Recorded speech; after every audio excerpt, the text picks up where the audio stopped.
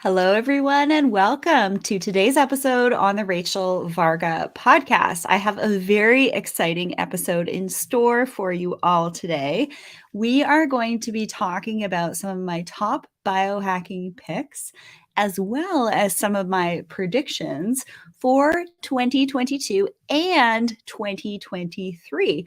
I love to kind of pick up on the breadcrumbs that different industries are letting us know of the technologies that are going to be available in the future. And interestingly enough, this often comes from space and the intelligence types of industries. So I've done a little bit of digging around to give you some sneak peeks as to where I think biohacking and health technology is going. We're going to talk about a couple of warnings that I think will be helpful for you to keep an eye out for to protect yourself and your data and all of that. So this is going to be kind of a fun episode. We're going to have Katie Moore joining us here today. And she, if you don't know this, we co-host the Beauty and the Biohacker podcast. We have a lot of fun. And today we're going to be kind of nerding out a little bit on biohacking. And if you'd like to learn more about some of my top biohacking picks, you can check out the show notes of this episode and head on over to rachelvarga.ca/favorites, where you will find affiliate links to some of my favorite biohacking options and some promo codes to save you some money. And when you use those links, it of course helps to support the channel. By the way, that list I am always updating and curating, adding, removing businesses based on business practices or my experience working with the devices, the companies. So when you check out my favorites page at rachelvarga.ca, you know that that is my short list of my top biohacking picks. But in today's episode, I'm going to be expanding on what I love now, some things I've learned over the last number of years biohacking, and where I think we are going. So stay tuned for a very exciting episode, and be sure to be active in the comment section. This is a live stream. This is live, raw, unedited, as usual. So please leave your questions with biohacking, some things that maybe you found interesting in your biohacking journey, or any questions you have for Katie and I. Drop those right now in the comment section, and we will be answering them live. See you guys in a second. Welcome to the Rachel Varga Podcast. I'm your host, Rachel Varga, double board certified aesthetic nurse specialist since 2011 with over 20,000 rejuvenation procedures performed. I'm an international clinical trainer for other physicians and nurses as well, celebrity skin expert, having been featured on some of the world's top proactive aging podcasts, and much, much more. Learn more at rachelvarga.ca and enjoy today's episode. Welcome, everyone. We have Katie here. You have myself here. We have two biohacking nerd goddesses to talk about We're going to talk about our biohacking technological picks, practices, and predictions for 2022 and 2023. So why don't we just kind of dive right into the thick of it, because we're going to be talking about the good, bad, and the ugly. Why don't we actually just start with that? With the Katie? ugly. Yeah, let's just I'm sorry. let's do it. What's the good, bad, and the ugly? What are some of your predictions? Right. Well, first, I think we definitely need to address the elephant in the room, which is there was an announcement, I think it went on yesterday, about a new partnership with the two biggest health brands in the world. Yes, that's right. I'm talking about Gucci and Oura Ring. I can't think of a more appropriate collaboration than partnering with Gucci for a $1,000 band. I don't know what the F is happening with the Oura Ring company. They were so cool, and I mean, honestly, I'm not even wearing mine anymore. I used the 3. I found it to be a subpar. Like, there was nothing different or special about it from the 2. I stopped wearing it. I mean, at the point in which I got it, they had, there was like 5 features missing, and they're just rolling them out now. And I'm like, what is happening? I don't know. I'm a little frustrated by the industry right now. And yesterday when I saw this like gaudy, ridiculous ring, I'm like, oh my gosh, like what? I mean, whatever. It's marketing, I guess. Well, I don't know. I feel like that's kind of like a new money thing, to be very brandy, right? Wearing those Mhm. like branded t-shirts and branded belts. Like, if you ask me, I think that's kind of tacky. Yeah. And that's like very sort of like new money type fashion, or oh my gosh, look what I can afford. And yes, we do see that in the biohacking space. A lot True. of people think that biohacking is just for the elites, but we will be talking about some great free biohacks that don't cost a thing, just a little bit of effort to actually do the things. And when I think about these partnerships, I also think about partnerships with Google. And one Mm. of the things I really want to be skeptical of are how our data and information gets shared. So, for example, Dr. Erica Gray, she's been on the show many times. She's one of the founders of My Toolbox Genomics. Now, that is a biohacking test kit company that I trust. I know her personally. They de-identify their data sets. But when you start to wear these wearables that are owned by, technocrats, that's the new oil. And so 100%, I would not wear any type of Google product or even like an Apple product. Heck, I keep my iPhone in a Faraday cage all the time. And like, I barely have my phone up to my ear. I'm on the phone for max, maybe like 2-3 minute calls, and that's it. Otherwise, I'll like have it on speakerphone, like a little bit further away from me. So I'd be skeptical of the Gucci partnership. I'd be skeptical of the Google partnership. And again, skeptical of wearables, because I do have some linkages to like military and stuff like that in the fam jam. And I've always been really interested in the intelligence world, because when we've had people like David Milburn on from Hypo Air, a lot, and Naveen Jain, a lot of the technologies for like precision supplements or air purification or EMF clothing is actually initially used in space, or is initially used in like a military application, and then it makes its way into the consumer marketplace. So 5 years ago, this guy, he's a consultant. You can actually, if you want me to send you the link for this video, I'm more than happy to. But basically, this intelligence agency said, hey, what are your predictions for 10 years from now for things that we need to be aware of? And he said, well, I can't really do a 10-year prediction, but let's do a 5-year prediction based on the technologies that are emerging now. And one of them was actually France was claiming to be able to do brain training on humans while they were sleeping. And what just came out, you just did a video on this, a watch from France that is a biohacking piece of technology. Kind of makes you wonder, with all these wearables, what could be. So not only does it collect your data, but it could, when you're using YouTube and pieces of technology, they're constantly sending and receiving data. So what's to say this could be potentially used for a reason that you are not aware of? Can you expand on that? What's your insights, feelings, intuitions, predictions? Well, I kind of want to just back up a second and ask maybe a dumb question. I don't know about the study, but were people were they privy to the fact that they were having brain training done? Did they sign a waiver to do that? This guy was presenting to like a group of like military audience members. Okay, so So I think how it was worded was France now has this kind of technology, they have but the technology, but they've it didn't never they actually didn't get used into it. how they were. I think Yeah, they gonna use it. probably started on like animals. That's Yeah, usually how things go. yeah. I mean, So I it's not like. like we could. Yeah, true. And I also don't know if I necessarily like wouldn't want my brain trained at night. Like I feel like that'd be like a great opportunity, like 8 hours. I think these are kind of things that are wise to be somewhat skeptical of, and just see some of the things that are being spoken about, if you care to listen.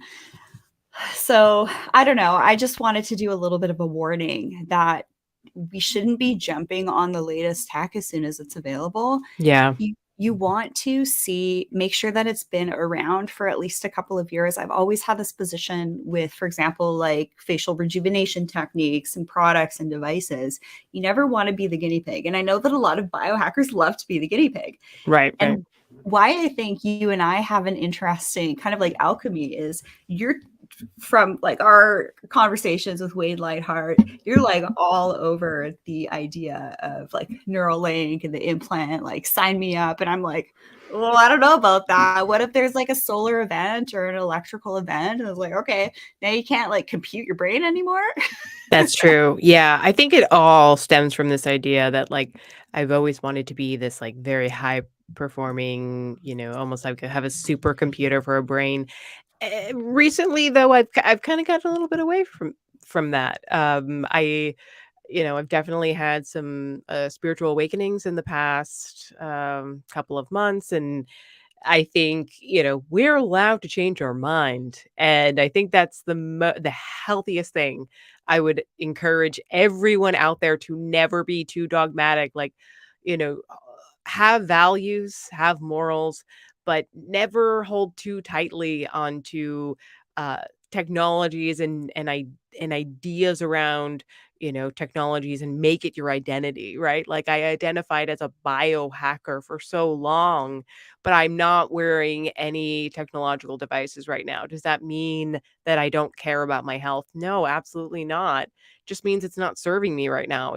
I'm in a new season. I'm in a season of spiritual exploration, right? I'm also going through some trying times with my own health, with some family members' health. I don't need to have technology and trackers on me at all times. Like I'm also really trying to mitigate my EMF situation right now, and that's certainly not going to help when you have Bluetooth emitting at you at all hours of the day and night when you're trying to sleep. So I think it's okay, and I'm just, but it's hard because I think there's a lot of people who are very, it's a very black or white situation. It's like you are either fully in the biohacking thing and you're going to upgrade labs every day and you're intermittent fasting and all the things, or you're not. And it's just not like that, right? It's like I go through this ebb and flow right now of being very obsessed and then kind of taking a step back and just letting it all sort of sink in, if that makes sense. How about you, Rachel?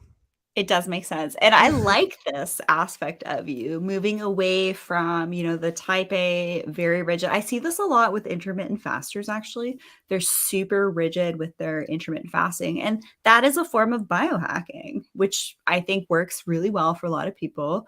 I do it to a degree, but not like very strict. I will simply just listen to my body and see what it wants. But when it comes to like the shadow side of biohacking, I think that this is where we can kind of bring in the esoteric psychological aspects of biohacking, self discovery, optimization, peak performance, attributes of ourselves.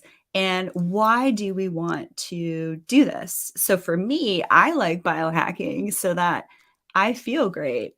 I like biohacking so that I don't have pain or headaches from car accidents. I like biohacking so that I reduce my inflammation in my body so that I have better skin and I age slower. My hair, skin, nails is better. My mental acuity is better. I am more able to think clearly, especially during a time when it's very easy for us to be manipulated. And here we go. I'm going to be totally honest with you. I've kind of like skirted around this, but actually, I was messaging with Melanie Avalon. This was earlier in the year. And she was like, yeah, come and visit me. And I'm like, well, I don't really want to be traveling right now. I'm kind of in like preconception mode of a good like 3 to 6 months. Either we'll start having kids this year or next year. Who knows? But I don't really want to be like in airports and like being blasted with EMFs and, not good air quality hotels. Like there's all the deodorizers and stuff in hotels that I'm just not a fan of. And because I use the word preconception, Instagram then started to show me both on my personal and private pages. It inundated both feeds with very sick children, sick kids, sick babies, because I use that word preconception in a direct message on a social media platform. I was already going to get rid of Instagram anyways, but that was just the icing on the cake that our phone, these types of social platforms, they can be used to manipulate us to be in a fear state. And I don't want to be in a fear state. I want to be happy. I want to be living my life. I want to care about what's right in front of me, you, Katie, and everybody tuning into the show, and how I can be my greatest, brightest, most sovereign, clearest version with as little influence as possible.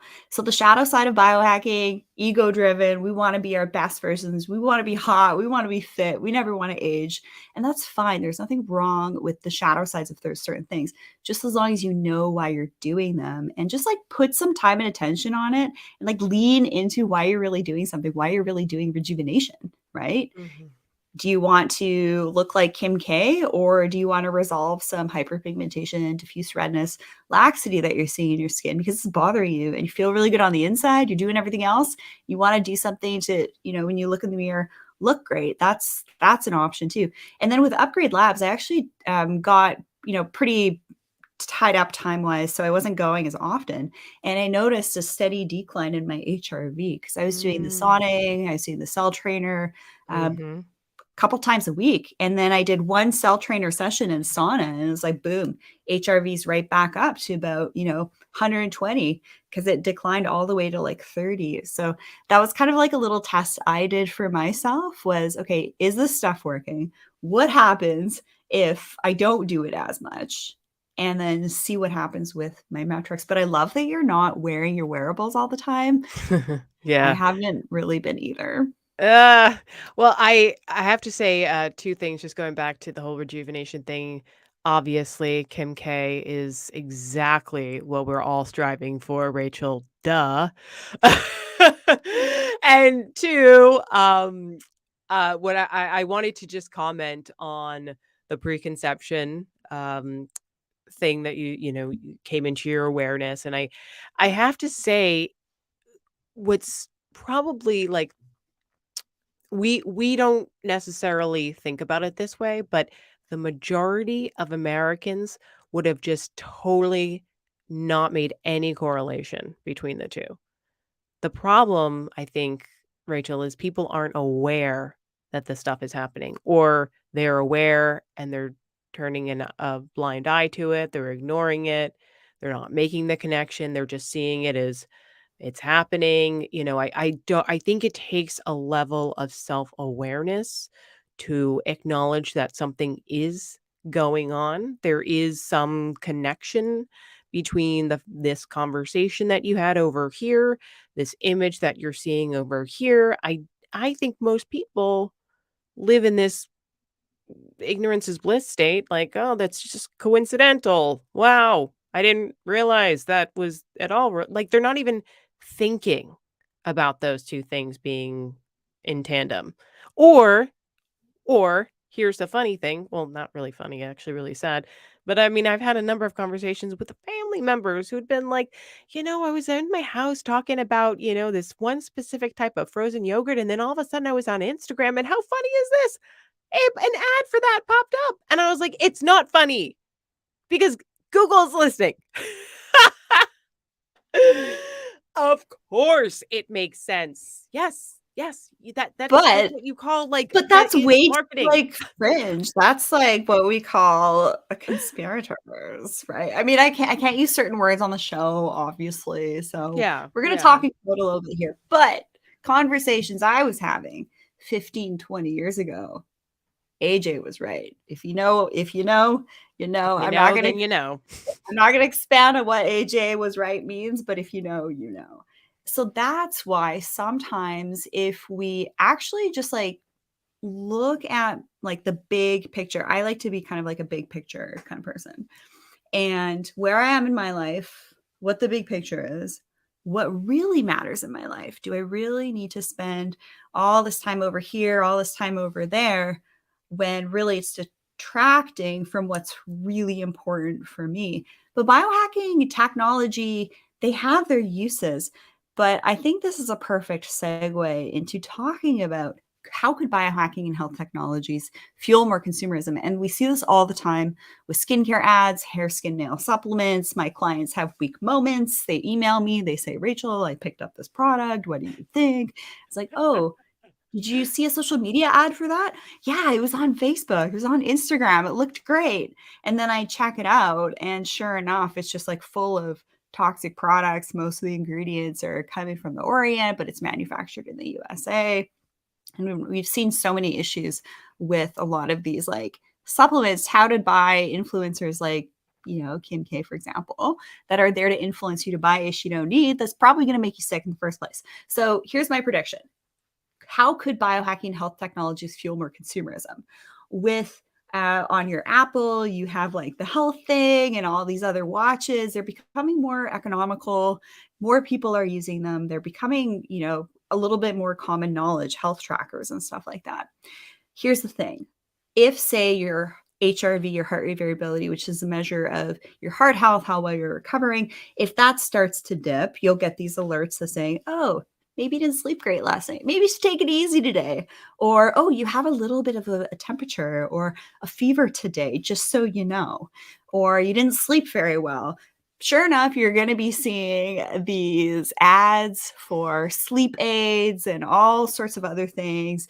And unfortunately, I think what's going to happen is we're going to turn into all these hypochondriacs and just fueling big P even more than ever. And that's why I think that Google's getting into bed with this stuff. I think that this is pretty far reaching. This is like Dr. M A. You know who that is. Obviously, I can't even say the name here. That's the type of world we live in. But this is what's happening now. So we do have to be aware that if we are using these wearables and biohacking technologies that are becoming more and more affordable, easy to access, you probably are going to start seeing some highly targeted ads for products to support you in that aspect of your health that is showing to be wavering. And I just can't help but wonder if maybe that could even end up being manipulated. It's like you think it's this, but it could be something else. So as y'all know, this isn't health advice. It's educational information only. If you think you have a medical condition, you must seek the guidance of a licensed physician. Bonus points if you can find a traditionally trained MD with also training in functional medicine, for example. Those are an excellent type of provider, and we have lots of those speakers here on the shows. So what do you think about that? Well, I mean, Google is releasing their first smartwatch this year, the Pixel 7, I believe.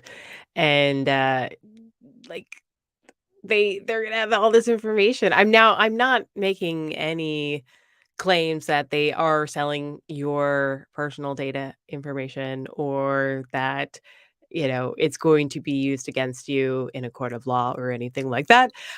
All I'm Or when you go saying to get a health insurance plan. Yeah, all I'm saying is that they're gonna have it and it's in the cloud, and I'd love to challenge every single person that's listening or will ever listen to this episode in the future.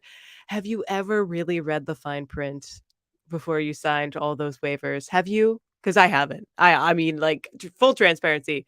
I look at it, I'm like, "Yep, sign, sure, whatever, okay." I don't know what happens after that. I don't know where my data goes. In the cloud? Okay.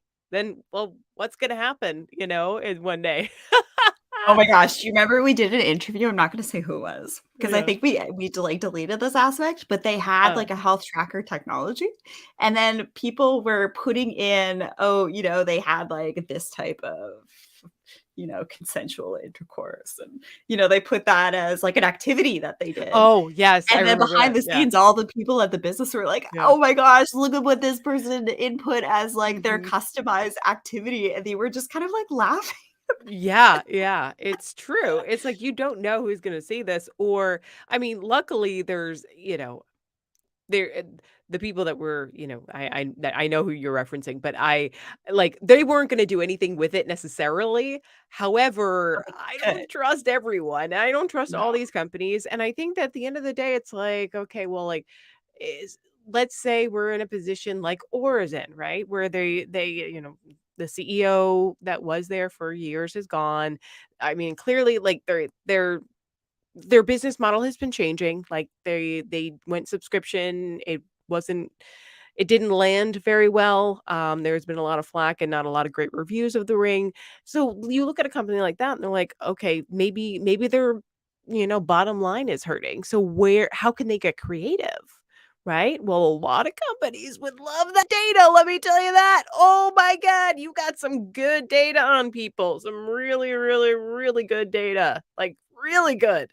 I mean, a lot of people did some self diagnosing of the virus with the ring before, like about a year ago. Like, that was huge because of the basal temperature stuff. So you got some hot data on thousands of people. What are you going to do with, I mean, I'm not ever saying that that's what they're going to do, but I'm just saying, like, that's it. If they had that option, I mean, that could be an option, right? Like, people would pay a lot of money for that data.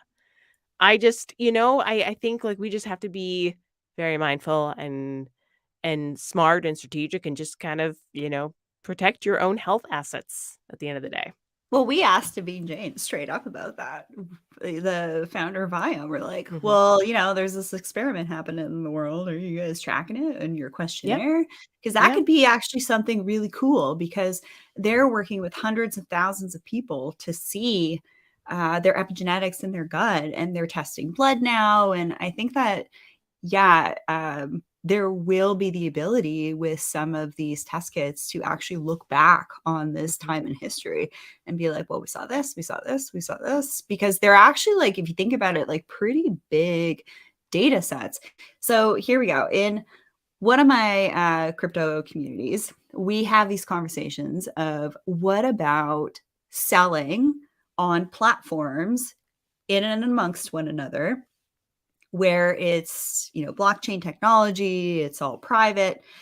And then we take that, like, consumerism data of how we spend our money and then we sell it. So Mm. people are thinking about this, of using, like, these certain debit cards, like, for Mm. example, Sologenics is creating, like, a black debit card to certain holders of that. And so that's happening too. So I think that this is kind of like something really, really cool to talk about. How can we So hack biohacking? there's another thing that just came up for me too, that I don't know how I feel about this yet. So I'm just gonna throw this out there and I'm gonna just say that I am not entirely sure if I'm for or against this yet. So what's happening with a couple of companies, like I did this, like, wellness test card, and there's a couple of those out there. And what they do is they actually take your, like, say, you get a little self-diagnostic test of like where your vitamin deficiencies are, right? Then they're gonna, like, okay, and this is kind of similar to what Viome does. They shroud it as in, we're gonna take this data on you, and then we're gonna create a personalized supplement, or we're gonna create a personalized health plan, personalize this for you, and it feels all nice and warm and cozy, right? Like, oh, I love personalization stuff. Like, anything that's tailored for me is gonna be great, right? But, like, I think that the word personalized in anything could be potentially something dangerous down the line. I think it's kind of like the word organic, right? Like, for so long we were like, organic has to equals good, right? Everything organic is good. Not necessarily, because there's a lot of, like, You there's get some, organic petroleum. yeah, exactly. It's like organic All canola natural oil. too. I love organic canola oil, by the way. So Mm. good. But You know what even at I hate seeing? Palm oil and stuff like that in skincare. And I actually, one of the Mhm. companies I work with, they sent me a new product, and I Mm. look at the ingredients, and, like, the sixth ingredient is freaking palm oil. Yeah, yeah. And I'm like, I am never recommending that. So that's why with certain products that I work with certain lines, I scour the ingredients. Not every product in the product line makes the cut. Mhm. So some of my patients or clients are getting products from me, and then they're getting marketed direct to consumer from the skincare manufacturer. Oh, we're having a sale, buy this new product that you maybe haven't tried yet, but it's not one I've recommended and Mm. have pre-vetted. And then they're exposing themselves to things like bad oils, which is just so gross seeing it in, Yeah. like, the personal care industry, not just the food industry. Well, fun fact, I mean, like, you go to Whole Foods and, for a while, there was always this, like, uh belief that, well, Whole Foods is more expensive and therefore everything is probably, healthier. It's a healthier alternative. And yes, I mean, of course, like compared to McDonald's, it's probably healthier for you. You go to their food bar, every single ingredient has canola oil in it. Like it's they're eggs. Like my fiance went to go get some of their hot eggs at their hot bar, and he's like, "Why do they need to put canola oil in these eggs? Like, shouldn't they just be cooked eggs? What? I don't get it."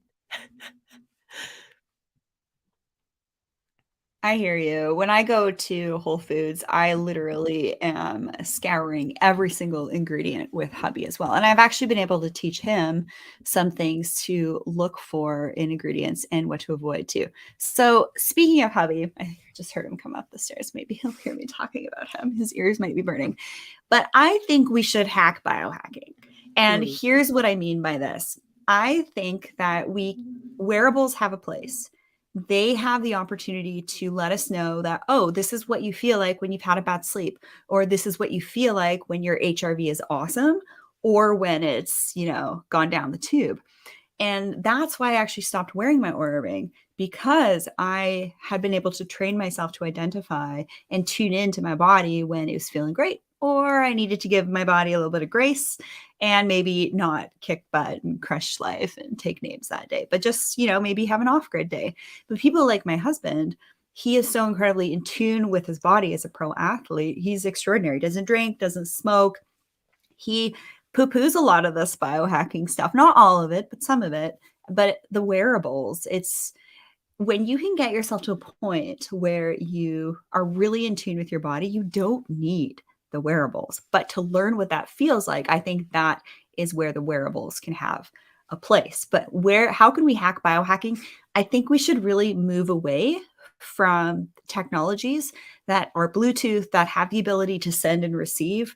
Just hearing what some of the French intelligence consultant guy, like what that guy was saying, the technology that's available, brain training in your sleep, that makes me a little bit nervous. So I would like to limit my Bluetooth exposure, limit my availability and access to devices in my home that could maybe be sending me signals that I'm not aware of. So maybe getting into other types of biohacks that aren't using this sending and receiving type of quality. And we'll talk about some specific items that actually are like that. What would you say to that? Yeah, I mean, I think there's an idea that's sort of been I've been wrestling for the last maybe 3 or 4 months, which is the wearables. What if they were not sold as lifetime wearables? What if they were sold as like, "You know what? You're probably gonna only need this for 3 months, and you should use this during a transition time in your life," right? Kind of like, would you wear a CGM all the time? I mean, some people do. Is it necessary? No. You probably just need 2 weeks, maybe 4 weeks to do as many food experiments on yourself that you can to understand what's going on with your body, how it metabolizes glucose. Cool, I got it. Moving on, right? You don't need it forever. And I think the same thing applies to some of these sleep wearables, the fitness wearables. Like, I mean, I get the same number of steps every day. I sleep the same number of hours every night, whether or not it was 30% REM one night or 29% REM the other night. Does it really matter? No. You know, I think I figured it out. And back to what you were saying, which is so like absolutely the whole point of it. How you feel. We are all intellectualizing these wearables beyond belief, myself included. I am the biggest offender of this. It was my obsession to check. And when I saw that my number was high, I had a good day. When I saw my number was low, it affected the rest of my day. And that was the ultimate reason I decided to stop wearing them. When you get to the point of feeling good and making that association with the number or whatever your score was, but you know how it feels in your body, that's the goal. That's when you can get let up on it and you can say, it's not going to really serve me much more past this. Cause now this is what I'm striving for, the feeling. I think you just hit it on the head perfectly. But guess what? If any company were ever trying to sell their product like that, they wouldn't make any money because no one would buy anything for a couple months. I know, right? And of course, they got you on these subscription models too. And honestly, like, Yeah. I think these days we really have to watch our finances and reduce our liabilities whenever possible. So, really take inventory of how many things you're renting, how many things you have subscription things for, and pare those down. Every time I have to change up my credit card and stuff like that, that's a time and in my business. And I'm like, do I really need this $4 to $25 subscription or membership every month? Do I really, really, really need it? So that's something to think about as well. I was really happy that you brought up CGMs. I was hoping you would, because that's something that goes on your arm and it tracks your blood sugars. You can look at, you do food diaries and see how your body responds to certain things. I think that's great. I think everyone should learn how their body responds to eating. And the other thing I want to talk about with wearables, why I think we should get away from them, is when I am performing a rejuvenation treatment on someone, lasers, whatever, and someone has a smartwatch and they get a phone call from like their grandkid, their kid, whatever, they're an entrepreneur, they have their own business. And it automatically, as soon as they get that buzz or notification, they are put in a high beta state. So that's why I think that these wearables aren't the best, because we're already put in a high beta state. It's like, oh my gosh, the world is ending. We're going to run out of food. We're going to run out of oil, all this stuff. So I think the more we can stay out of that high beta state, and that's really the intention behind the shows here, the Rachel Barker podcast and the Beauty and the Biohacker podcast, is when you're listening, you're not in that high beta state, because the more you're in that high beta state, the faster you're going to age. You're going to have cortisol, you're going to have adrenal fatigue, and you're just not going to feel great. So I think wearables keep us in a high beta state, which is not a good brainwave state to be in, because that's like the survival state, as opposed to your rest and digest state, which comes to the nervous system. And how actually I think we should talk about what are some of our top free biohacking practices that can be great at helping us learn how to regulate our nervous system by using nature and breath work and grounding and cold therapy. So, Katie, what are some of your top free biohacking practices? Okay, well, I'm so glad you asked, because in fact, this week I was plagued with a pretty bad virus, and Are you sure it wasn't just like a cold or flu though? it was probably that, yeah. Mm-hmm. I And mean, so, last time I checked, those are still floating around too. yeah, so I was feeling really under the weather, right? And I was like, you know what? I could use a little bit of some natural vitamin D. I laid out in the sun, did grounding, did some nice Wim Hof breath work for, I don't know, about 2 hours, maybe 3. I lost track of time. I got back that evening. I could already feel my body starting to heal. Like, I had the best night of sleep, woke up the next day, and I was like, I'm going to do that again. And I did. Sunlight, grounding, being out in nature, away out of the house, like away from EMFs, drinking plenty of electrolyte rich spring water. Oh my God. Wow. How is that possible? I felt so good doing some very basic human things. Funnily And I left my enough, phone at home. there you go. Or throw your phone in a Faraday cage, and it's basically the same Or thing. that too, yeah. Funnily enough, this is how we survived as a species for however long we've been around for. Sure, that's up for debate.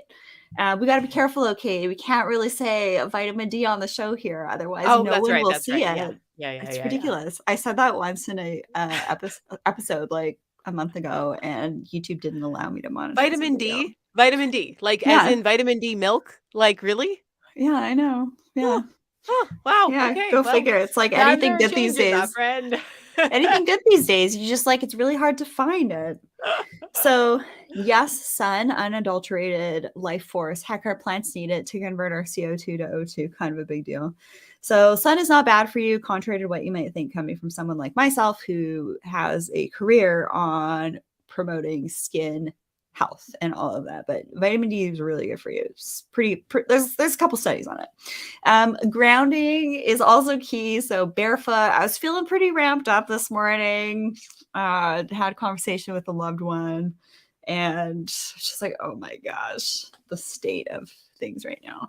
So I just knew that I just had to get outside and ground. Also, my hubby was cutting the lawn and I was just supposed to start a podcast. So I had to like run out there, and he's on the ride on lawnmower. And I'm like, Kate, I'm recording in like 10, 15 minutes because he was about to, give the lawn and Daisy's little haircut outside. And so I got my grounding in that way. I do these things. It's like if I have to go somewhere on the property, feed the ducks, go water the greenhouse, go pick some greens, go pick up the mail, I'll actually do it barefoot. So I know it's kind of like weird. Like, why are you barefoot outside? It's actually good for you to ground and support your mitochondria, get that electromagnetic gradient, happy and healthy. So you're not too positive with your protons. You want to be balanced with your protons and electrons.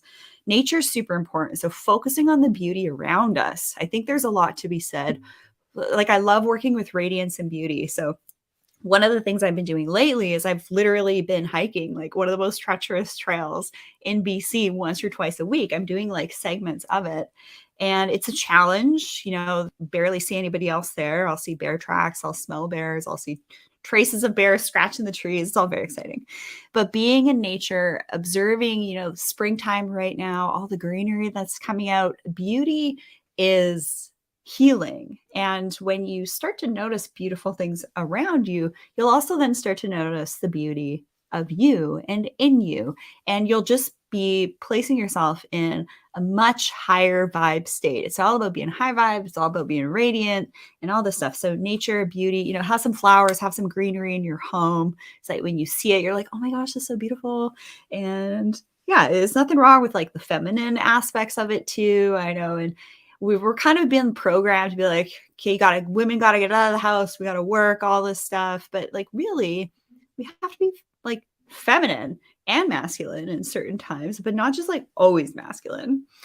And getting out of the house is really important. So when I'm in nature, yes, I'll drink like waterfall runoff. Sure, I probably picked up a couple of parasites and things like that along the way, but don't worry, I'm on something to help clear that, and it works pretty well.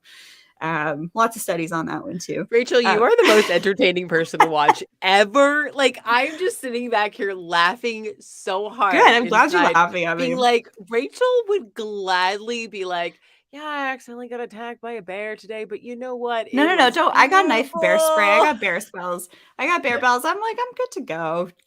There's Did like you say you have hairspray? You just spray hairspray at bear spray or bear spray? Okay. I was like, I didn't know that bears were allergic to hairspray. Like, that's convenient. No, the attacks don't happen very often. They're just like cute black bears. There's a couple grizzlies. I've seen actually a grizzly on the side of the road, like chewing on a salmon. That was kind of cool. But as long as you're making noise and you're smart about it, you'll be fine. It's not like I'm going to go into the woods right after a heat wave when they might be disoriented. But it is mating season, so I'm assuming some of the bears are a little like extra chipper. But they're around. It's very exciting. But it's like, this is what Dave Asprey talks about. It's living a bit dangerously, making these new neural connections to support your brain and your cognition and that childlike play and wonder. That's why I do all this stuff, because that's what fuels me. That's how I get some of my best creative hits too, in my client care, my business, how I am in my life, making new memories. But I also picked up a life straw recently. So that's pretty cool, because you can't always pack enough water for like an 8 to 10K hike. You take your water bottle, you have a life straw, you fill up your water bottle, put your life straw in your bottle, and you got clean water free of bacteria and parasites, which is kind of cool. Hopefully. The other reason that you are probably getting some major creative hits is simply through your like visual state too. So there's two visual states that I've learned about recently that I'm actually using almost on a daily basis to kind of get me out of the intense focal zone in which we're on our computers or on our phones, when we're really are like our eyes are really dialed into whatever we're looking at. And when you take a step back and you use panoramic vision, which is like just getting up, looking all around your surroundings. You If did you're an having awesome video on this. Plug your video. I loved it. Okay, yeah. This was the most, if you guys go to my YouTube channel, it's the most recent one. It's all about different visual states and what they can do to your parasympathetic state and how they can actually help. And this, I use it because I've always wondered, why is it that when I'm in the shower or I'm on a walk, that's when I end up having these creative breakthroughs that help me in my business. And I was like, there's got to be some science here, right? It's like, well, yes, there is. And it's a lot of it's your visual cue, and so when you're looking out at a vista, or you are even just the cadence of moving and walking forward, right, in the woods, preferably, it's there's a whole set of reasons for that too, but you're moving your eyes in a way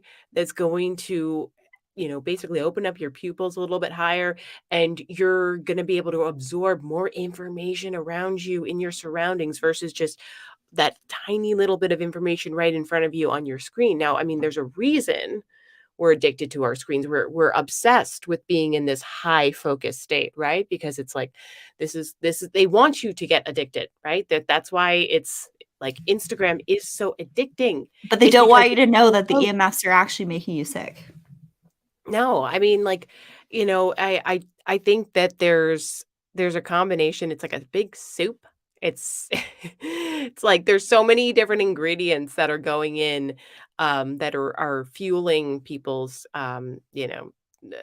feelings of addiction and sickness and all these things that kind of go with it. When you're like, I just want to break, right? And I think a lot of people then get to the point like you did, Rachel, and I'm actually there too. I except I didn't give anybody a warning. I just ghosted on Instagram. I was like, I'll be back on a couple weeks. And I forgot about it. I legit forgot to go on Instagram because I just deleted it off my phone.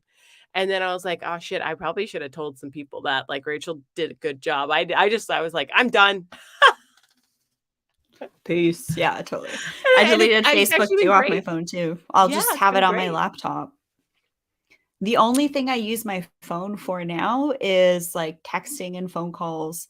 Mhm. I was in like bank and stuff and things like that on the go with loved ones. Like I never give out my phone number. Like when I work with people that have their own businesses or shows, they're like, yeah, text me at a time. I'm like, sure you want that? Because actually Dave Asprey taught me that. He's like, never give out your phone number. Oh, I go And around to people on the streets and I give them my phone number. I'm like, please call me anytime. that's pretty cute. My barista, I'm like, listen, if I need something, you need something, here's my phone number.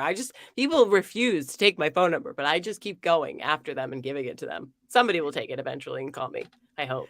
I really just want them to sell my phone number is basically what Not to mention when you buy like multiple domains, you get calls from like Timbuktu. Hey, you need some more privacy stuff on this domain that Oh you yeah. just bought. Because I never buy Mhm. that stuff from them. So I picked up that tip from Dave Asprey and also this like financial guy who's doing pretty well. And when we look at our attention and our visual, when we can kind of like clear out the noise and focus on what's most important, we're going to do better in our personal and professional lives. So, free biohacking practices: plant your feet on the ground, get natural light in your eyes, sunrise and sunset to boost your sleep, get in free flowing water to do your cold therapy, take a cold shower, turn off all the Bluetooth in your home. Make sure you're drinking filtered water, reverse osmosis preferred. Get rid of your LED lights in your home, replace them with halogen. Make sure your air is clean. So maybe pick up a couple of air purifiers and, Okay, now we're not free anymore, turn off the Rachel. news. Now, There we go. now this is not free. Now we have to buy. I have to like pitch it and buy some stuff. But Got to go those are buy the those ones halogen worthwhile. lamps and throw out the LEDs. So I think those are send the your ones bills to worthwhile, Rachel. though. Sorry. I think that those are the ones to actually do. I agree. And I want to stress to everybody listening, you don't have to do them all at once. It can be gradual because Baby it was for steps. me.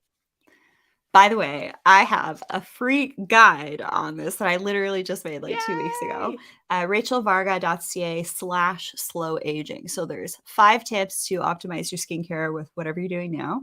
And then also 4 tips for biohacking. So it's like a checklist. So you can check off when you've cleaned up your water, when you've cleaned up your air, when you've cleaned up your lighting and your EMFs. Those are really important things to do. So check out that guide. It's in the show notes of this episode. But I really want to talk about EMF mitigation technologies, practices, and energy coherence devices, because I think that there's a lot of BS out there. Like, for example, I'll think of biomats. Like, just go stand on the earth or shroud yourself. Like I'm actually wearing like an EMF blanket right now. Because you have to shroud yourself. You can't just like lie on a mat. The rest of your body is getting, inundated by EMF. So that doesn't make any sense to me. Not to mention these like stickers that you can put on your phone or your laptop. Like obviously your technology still works. So clearly that's not working. Like there's so many gimmicks out there that have been around for a long time. So I think the best strategies for EMF mitigation: turn off your Bluetooth, make sure that you are sleeping in shrouding silver fabrics and wearing EMF protective clothing. And also, Katie, did you use those electrical outlet plugs? Have you tested them I yet? did, but I never really felt any different. Do you have an EMF reader? Yes, I couldn't find it though. It has gone Okay. missing. Well, anyways, ship them to We me should because I'm going probably to order test a it in my second one. home. Yeah, Yeah. I'm gonna ship it to you. Um, I ordered like I 20 for the home. I know. We have a It's gonna lot be of a dirty very electricity in our home. it's gonna be very expensive to ship it to you, my dear, I'll but pay for it. I'll ship them I'm one covering up. little plug at a time. No, just do it all at Snail once, all at mail. once. Because actually, one of my clients, her husband's an electrical engineer and it just like Oh, swears by these things. So that's please send so them cool. over and I will do the testing on that because, yeah, even our electrician was like, wow, there's a lot of dirty electricity in your Oh, home. wow. Yeah, he was really surprised when I showed him the reader. But what are your thoughts on EMF mitigation tech practices and energy coherent devices? I have a lot of thoughts. I okay, so I am curious.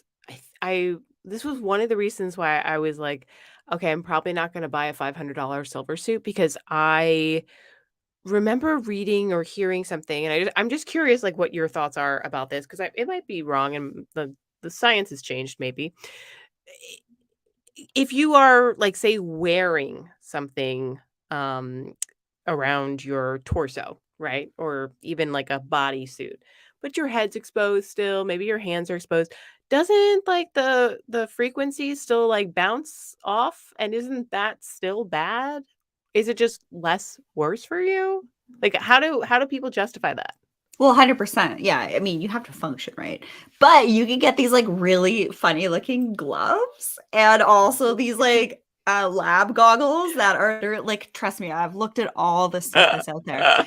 And I mean, come on, we got to still like be in the world and mitigate things. So, yeah, I'll wear the joggers. Actually, last time I checked, the ladies' joggers are like $100 right now at No Oh, Choice. So pick those up. Affiliate link at on our there's probably favorites page. sales this weekend too. Yeah, for sure. So I really like the jogger pants. I'll like hike in them all the time. The silver hoodie, I actually did a training for Jennifer. She's a fellow aesthetic nurse. We show up on our training day. We're both rocking our silver hoodies. It was adorable. And then That's I so really funny. like the blankets. And the reason I feel like they work for me is because my HRV just like went through the roof when I tested it for the first night with my 8 sleep mattress cover that helps with temperature regulation. I really like that device too, but it kicks off EMF. So you do want to shroud yourself. So it's got like a little hood. So I'll cover my eyes and then I'll take the blanket and like cover my thyroid and my face. So it's like just this little like nose poking out, but you're sleeping. It's not like it's a fashion show while you're sleeping.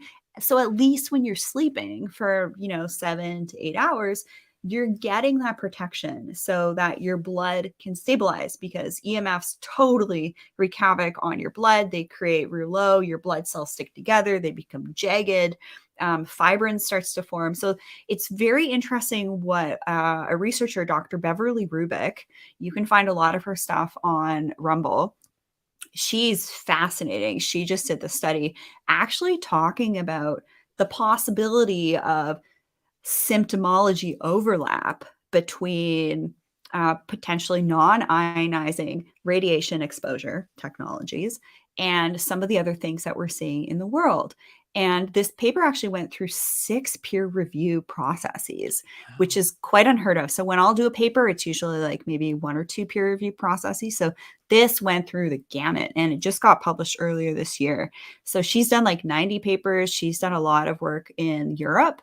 So I like to look at people like that know a lot more than I do and see what actually she has her own lab, so she'll do live blood analysis. So you can actually like see what the red blood cells look like when you're grounded versus when you're ungrounded. And last time I checked, we want our blood to be functioning well to carry oxygen and nutrients and then take away toxins and CO2 and things like that. So our blood's really important. So that's why EMF mitigation technologies, I think, are crucial right now, but free practices, grounding, turning off your router at night, turning off your Bluetooth, getting out in nature where in areas where there's no signal, keeping your phone in a Faraday cage, wearing EMF protective clothing, but energy coherent devices. So I have the Somavedic behind me. I like it for structuring water. It does make the water taste differently. And there's other really expensive energy coherent devices on the market. And I think it's like a little bit like woo esoteric, but they basically help to mitigate geopathic stress. So I live on a fault line. Say you're living where there's like an underwater river, that will actually create geopathic stress, which is something that is measurable and is taken into account in, geology and things like that. So what's your take on some of these energy coherent devices on the market? Gosh, it is. I have not explored even an iota of that at this point. This is all brand new to me. I'm just sort of stepping my toes into the world of the EMF stuff.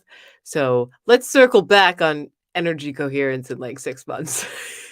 I think there's a lot of gimmicks around this, or like, Mm, here, pay this much money and we'll do some behind the scenes work for you to clear your mm, home. So I think that there's a lot of ways that people can kind of get suckered into things, but who knows? Maybe there is something with this, but it's very hard to measure. So that's why I'm skeptical. But I do like the way that the Somavedic makes my water taste. Structured water does taste better. mhm. Hubby and I did a taste test with tap water, reverse osmosis water, and structured water, and they do all taste quite differently, which is fascinating. I believe it. Yeah. The Soma Vedic is also a very like aesthetic looking piece of technology too, right? Yeah. I really like it. I think it looks pretty. I have the green one behind me. I have it on all the time. And Yeah. actually, okay, I do have a little bit of data to share with this. I have a piece of technology called the BioWell, because I'm not Mm, going to recommend things to, you tuning in here on the show and my clients unless I've researched it and tested it. So I live in like a household and I have a BioWell piece of technology. It's European tech, and you put your finger in this little box and it measures the light coming off of your fingertips. That's why I don't like facial gua sha tools. Use your freaking fingertips. There's more energy coming off of them. And actually, everyone who I tested in the household before I turned on the Somavedic and after I turned on the Somavedic, everyone actually had better human biofield joule output and more coherent and thicker human biofields in everybody. So I thought that was quite interesting. So that actually I was able to measure is the mm, human biofield. So Dr. Beverly Rubik, Rubik, she does a lot of work in the space of the human biofield. It's kind of like you would consider the aura, but it's not. It's a little bit different. It is mm. measurable actually, which is pretty cool. So how much does one of those devices cost? Because I'm trying to think like, will that eventually, like, will people be looking at these like BioWell devices kind of like a um, not like a wearable, but like sort of like in the whole grand scheme of health. Like, okay, you've got your fitness, product or your fitness device that measures your HRV. You've got your sleep, you've got your spiritual, you've got, you got your brain training. Like, I'm just curious, how expensive are we talking? Couple thousand? Let's do a little show and tell here, shall we? Oh yeah, sure. I got it right here. My Oh, Bio's right cool. here. Really? Actually, you can't have like artificial nose, but basically you plug it in, Oh, you put okay. your finger in here. It's using something called Coherent photography. And I'm really diving into the science of this because I'm actually writing a research paper on EMFs, blood flow, and its impacts on the skin because So cool. PubMed, you can easily find EMF exposure creates oxidative stress on the skin, manifesting as diffuse redness and eye irritation. 50% of the population has dry eye. There's got to be a link there. And in fact, there is. So you put your finger here and using Kirlian photography and with some of the sensors in here, it measures the amount of light and also the vectors of light, the directions, all of that, puts it in a computer program, and it gives you this extrapolation and readout of your biofield and a few other really cool things too. So this is about a $2,000 unit. You can currently only get access to this one if you are a practitioner. There's a lot of functional practitioners that use technologies like this to assess their clients. I'm actually really excited for when they do make a consumer product. Yeah. And they were hoping to have one by next year, which is why I've dove into this tech because, hey, if this is available for the consumer, why not? So I think that's actually something to come, is that we can actually measure our body's joule output, our biofield, and all these other really cool metrics that are actually a part of TCM, traditional Chinese medicine. There's a TCM component with this tech too, which is fascinating. That's So amazing. I love this. Yeah. I think it's No, really cool. I think this is actually, like, when we talk about the future of biohacking, I really think a lot of it's gonna be spirit hacking. I think we're gonna see so much more about, like, the, it's not just about the mind and the body, but, like, how do you measure, like, emotions? How do you measure your energy output? Can you use that stuff to determine what you're doing with your day, what kind of work you do? I mean, think about this, like, it sounds so woo-woo, and you're probably like, "Who the heck are you, No, Katie?" But, like, it's not. what I'll if I like have a day when science my this. heart is so open? Am I gonna go into a meeting where I have to be stern and forthright and hard and, like, fire people? No, right? Like, if my heart's open like that, it's like, I wanna be engaging in activities that are gonna bring more of that love and energy out in light, right? And so I think how, like, we're going to start to get to this place where we can start to dictate what we do in our day based on how things are moving, how the energy is flowing, where, chakra alignment, if dare I say, all that stuff is working, right? Yeah, that's what I think. Well, somehow this piece of technology also measures the alignment of your chakras. But I don't know quite how that works. But anyways, okay. So here we go. You're like, what's the stuff in between? It's called dark matter. And it's actually called quintessence. It's actually a physics term. The reason I'm such a nerd with this stuff is my Gen Chem teacher, right after he taught me, he actually moved his whole family over to work at CERN. So when I was like 21, 22, I was really interested with what was happening at CERN, LHC, theoretical particle physics. Freaking love that stuff. Clearly, I'm a super duper nerd. But the quintessence, the dark matter, makes up about 70 to 80% of our universe. You've heard the concept of we're mainly space. That is true. So what's in that space is kind of like dark matter or like a field and stuff like that. So I think the future of biohacking will be, how can we manage that? And I think we're just starting there with these types of energy coherent devices, EMF mitigations.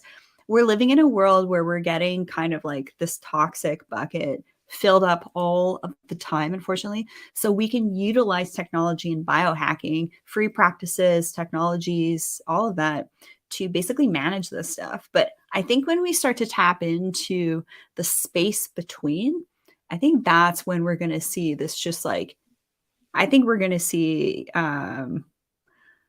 humans evolve. And although I do feel like this type of information to adjust yourself from like an energetic state has also been around a long time, but it's within certain practices like TCM, Ayurvedic, all that stuff. And it's really poo-pooed, unfortunately, in Western culture. But if you're exposed to too many electromagnetics, you might get heart palpitations.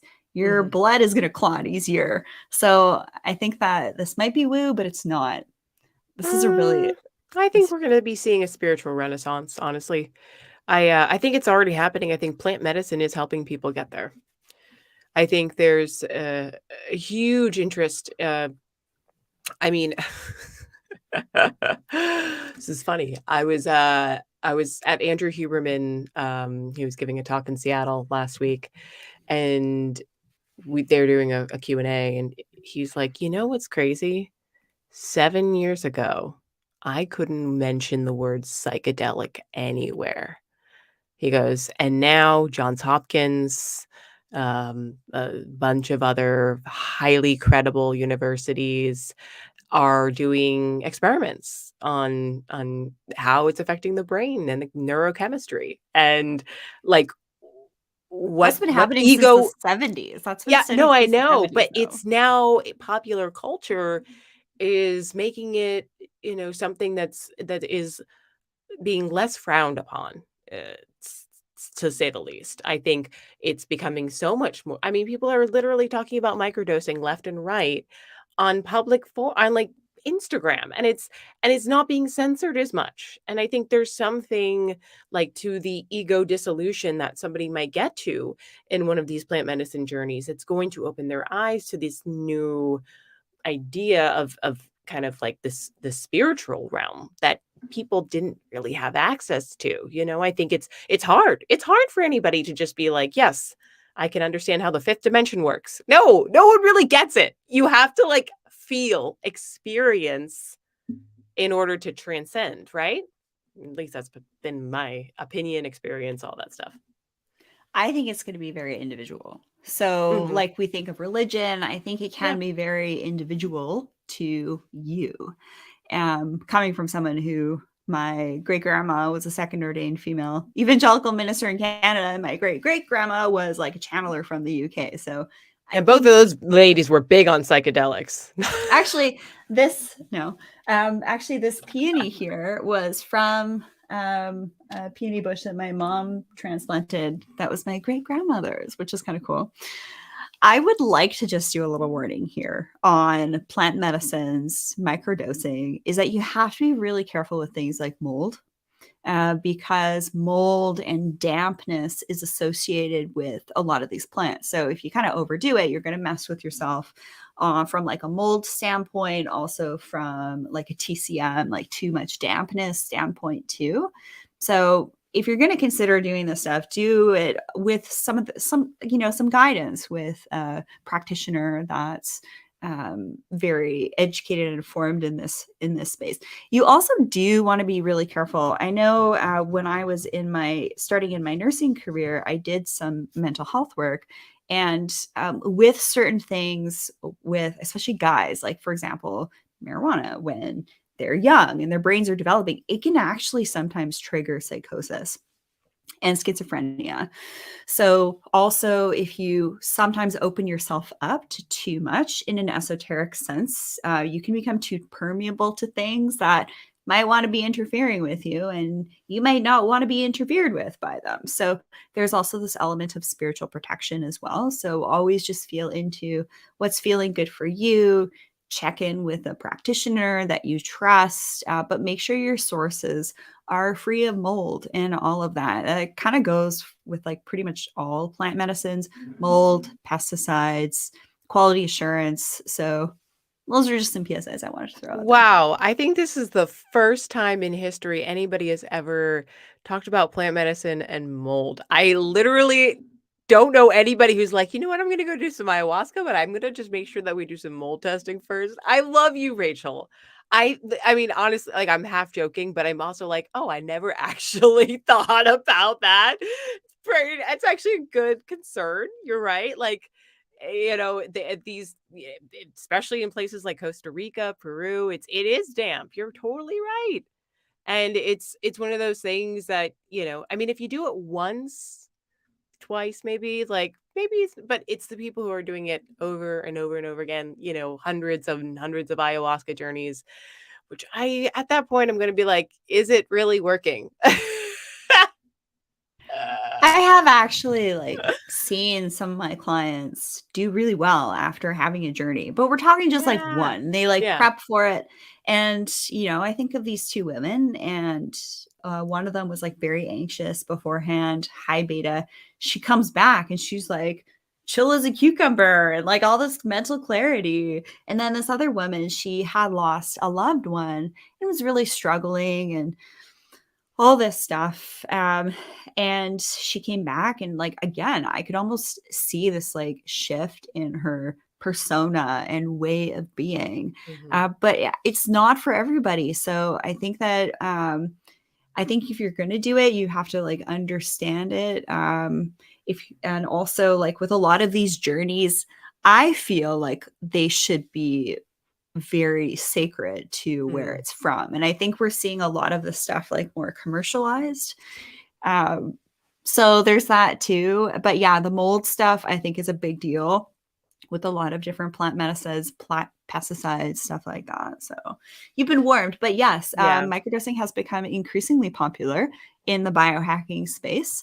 I hear people talking about the need to cycle it, to not do it all the time. I would go a step further to make sure that you're saunaing, you're taking binders so that you're potentially clearing mold. And from a TCM perspective, make sure you're not getting too what they call damp, Mm. because they're very like dampening types of plants. All right, let's wrap this up with the thumbnail clickbait that I did for this episode. Red Oh, light I can't wait to therapy. see. I can't wait to see. What This do is we gonna be think exciting. about red light therapy and infrared Oh, and near yes. infrared therapy? Katie, go.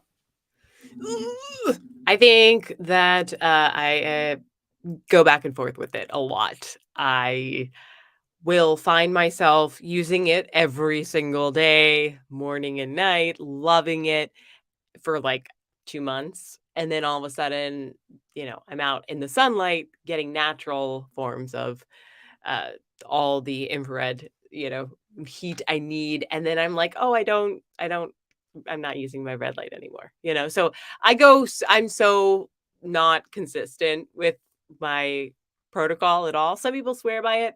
I haven't really, it's so funny, Rachel, ever since I got back from Hawaii, like my acne has cleared up completely. Like I was dealing with such bad like pimples all the time and just like all over my cheeks and even like body acne. Clearly it was just I was overdoing humidity and I was probably getting too much sunlight. But now I feel Probably like a lot I'm of mold too. There's so much big more. issues with Hawaiian mold. Totally. Yeah, I didn't even think about that. Which was funny because it was also like there was no 5G there. So it was like, oh, well, this is probably the safest place because there's no like our EMF situation. Like you lost service, like walking down the street. It was insane. But there's trade-offs, right? So ever since being back, like, I mean, obviously I've been doing a little bit more cold water immersion and I don't have access to an infrared sauna anymore. I do have access to a dry sauna, so I've been doing that. And so, I'm very much just kind of on the fence. I haven't really used it enough religiously for a long enough period of time to say one way or another that it's like the best thing on earth since sliced bread. That's my take. Yeah, I think that red light has been like really hyped up, and I feel like a lot of people are feeling pressured, like, oh, I need to buy this $1,000 Juve unit that's sitting behind me. When, I used a couple $100 unit for like a year and a half, and I would have it in my bedroom or my bathroom while I would do my AM and PM routines and stuff like that. Wes from Juve hated it when I would say that I used my device in my bathroom because he's like, don't say that. Because obviously don't want it to fall in the tub and have barbecue. But so I'm a huge fan of actually the Scarlet True Light here. Yeah, And that's why? cute. I like it. Yeah. Yeah, it's super small. It's like $150. You can get this on our favorites page at rachelvarga.ca and beautyandthebiohacker.com. And I really like that one because it's affordable. And when I'm working, I actually like to have the red light on in the background. I find it actually helps to counteract the really bright studio lighting that I have to Mm. use. I like having it. I'm in the Pacific Northwest. And there's really only like 2-3 months of the year where I can get full body sun. So I like getting the sunshine in my eyes. I like getting the red light therapy in my eyes morning and evening. Helps me be really present when I'm, say, doing my lymphatic drainage on my head, neck, my whole body. I love lymphatic drainage. Gua sha is great. You can take something as simple as like a ceramic Chinese soup spoon and like scrape your skin. You don't need to buy these like expensive gua sha stones. That's like a huge beauty gimmick, in my opinion. Just Whoa, use whoa, whoa, whoa. I got one big question for you. I don't know why this came up for me recently, but I got to ask you what your thoughts are on the Balancer Pro. They have these at Upgrade. They're the full body lymphatic machine. I remember doing it at Upgrade and being like, this is amazing. And I was like, literally last night on their website, like, oh, I'm going to buy one. And then I was like, oh my God, it's $36,000. Oh my God. Oh my God, yeah. $36,000. What? What I the think heck, Rachel? I think you can do your lymphatic drainage while you're doing your red light therapy or doing your sauna session. Let me jump to that in a second because one of the best ways to detoxify the body is through sweating and through the skin. And when you're not just doing a dry sauna, but you're doing an infrared, near infrared sauna, like Sunlight and Saunas, for example, great company, great products, um, you're able to detoxify much better than if you're doing a dry sauna. It's literally like pulling out more toxins, but you have to shower right away. You got to get the toxins off. You pop some binders beforehand, do your lymph drainage, gua sha while you're in the sauna. That's great. But when it comes to the Balancer Pro and like the like vibrating plate machines, why not? I really like they call it the big squeeze at Upgrade. I love it because it's like 100 hand massages. Dave explains it. You lie down, you got a light stim on your face, you got your like legs and sausages, and it's pretty funny. And you just like chill out for like 20-30 minutes. Bonus points if you got the Nano V going too to give you that sweet oxygen stuff.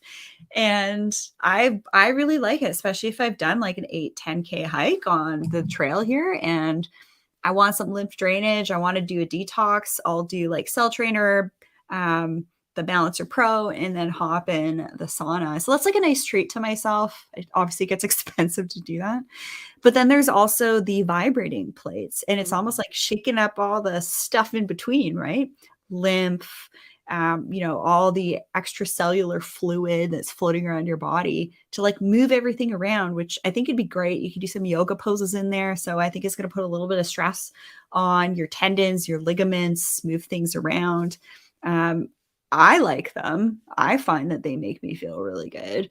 But for that price point, when you can do your own manual lymphatic drainage with gua sha while you're doing your red light therapy in a hot bath with, one of my favorite pineapple oils that you can order from me. I love doing that too. I did my lymphatic drainage this morning and I do it on my abdomen when I know I'm going to be rocking a bathing suit. So that I look trimmer because it's like flushing out toxins. It's like, it's crazy when I lymph drain my abdomen. It's like I look shredded the next day. It's pretty cool. Oh my gosh, can you please do a YouTube video on that? Because I have no idea how to do a shred lymph ab workout, but that sounds like that sounds like a great end result.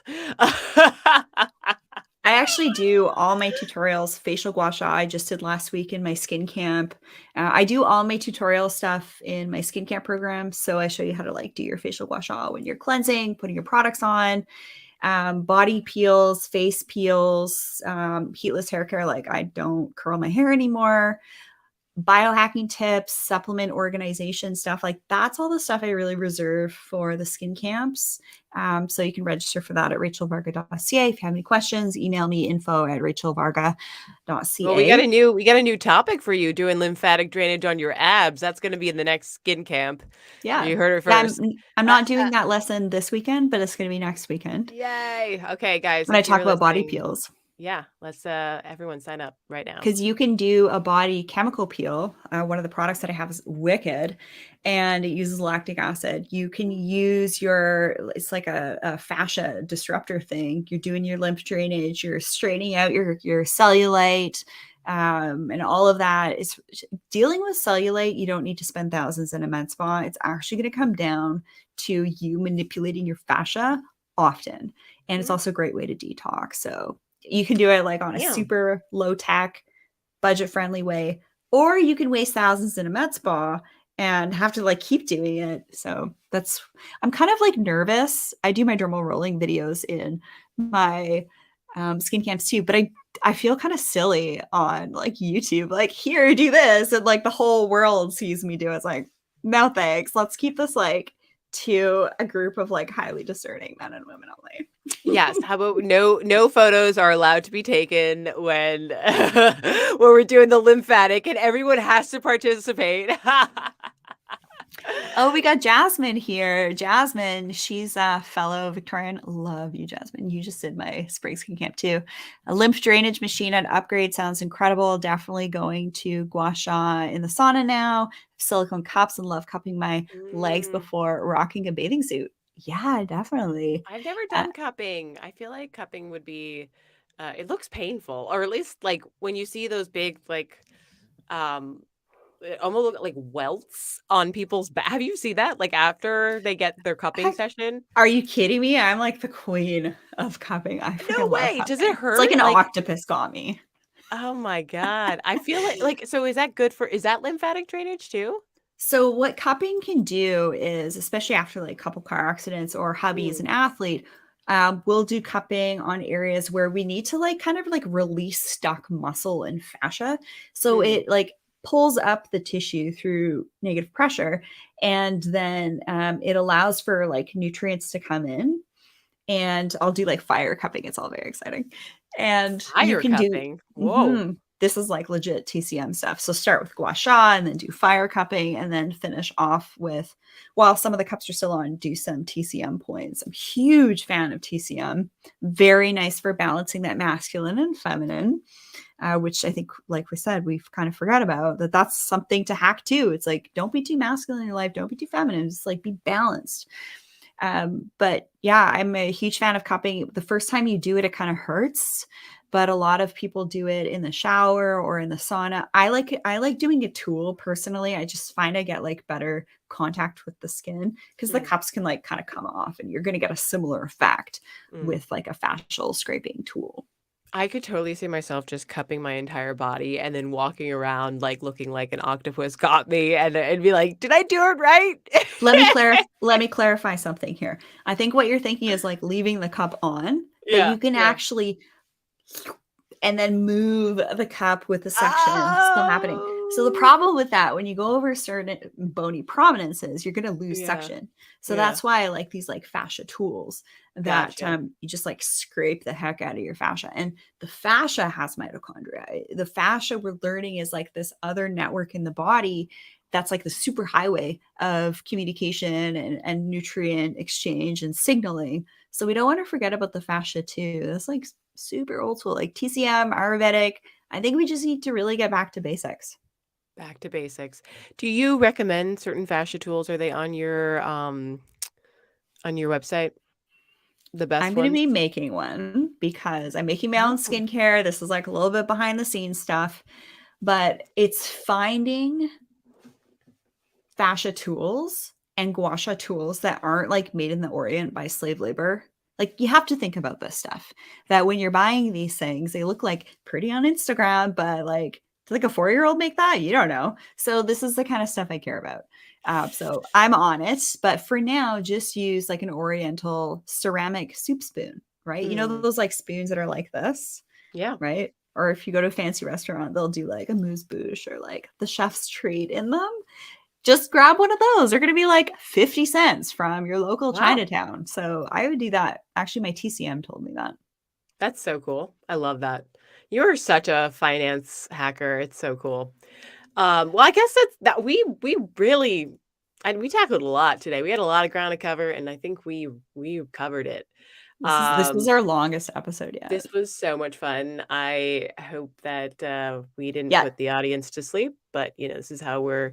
Jasmine says you can also use a jar lid. Yes, you can. Oh, look at that! She got that one from me because I told her that. Jasmine. Yes, you can use a jar lid, but it's also metal. I kind of like the soup spoon a little bit more because it's like a little bit of like a rounded edge. So a little update for you, Jasmine. Also metal? No, you get the ceramic ones. Oh, the ceramic. Okay, gotcha. Yeah. All right. This is a fun episode. Katie, do you have any closing words for us? Wow, my mind is blown. I feel like my next call like this, I will be doing some of the gua sha, fascia, like technology. I'm going to try some cupping. I'll report back. And I'm very excited to try some energy coherence devices. And so give me a couple months, but I will, I'll suss those out for y'all. I think that in the biohacking world, the energy coherent devices are the most expensive pieces of tech out there. Also, doesn't it look like I am just a floating head right now because my outfit sort of blended in with the background accidentally because I started off with this beautiful shawl on and then it slowly fell off. And then I realized I'm just like one big floating head, which is kind of adorable. So that's how I feel right now. I feel like I'm a floating head. I feel like every time I'm on here, I'm a floating head. It's like, you don't know what I'm wearing down here. It's like, this is on top. Floating head all day, every day. No, I have normal person pants on right now. I don't have spacesuit pants on, but yeah, no, I do too. I'm just wearing some jeans. So we did a really funny episode. Do you remember the like style degradation? Like yes, I do, girl. That was a funny one. We should talk about styles at the in a couple of months after. Well, I am wearing a Prada dress shirt, so. Oh, that's cute. Yeah, I thought you looked very fancy and stylish. Anyway, we could talk forever, clearly. Like we've got no problem with talking. But we'll let you guys go, and don't forget to subscribe and head over to the Beauty and the Biohacker podcast, beautythebiohacker.com. You can sign up with me for a little one-on-one. We can talk about all things biohacking, sleep hacking. You don't even need gadgets. You helped me figure out which biohacking tools to start with, right? So we went with the Aura Ring because you could turn the Bluetooth off. 100%. Yep, and now you're on the 8 sleep bandwagon. Yep. And then of course, you can book your one-on-one session if you haven't already with Rachel. And don't forget to join that summer skin camp because they're going to be doing all sorts of fun stuff. Everything from body peels, derma rolling, lymphatic massage, drainage, all that good stuff. So every season, there's something new. Every season, it's gonna be fun. Thanks everybody for tuning in. Love you so much, Katie. Have fun with your puppy. I love you too. Mwah.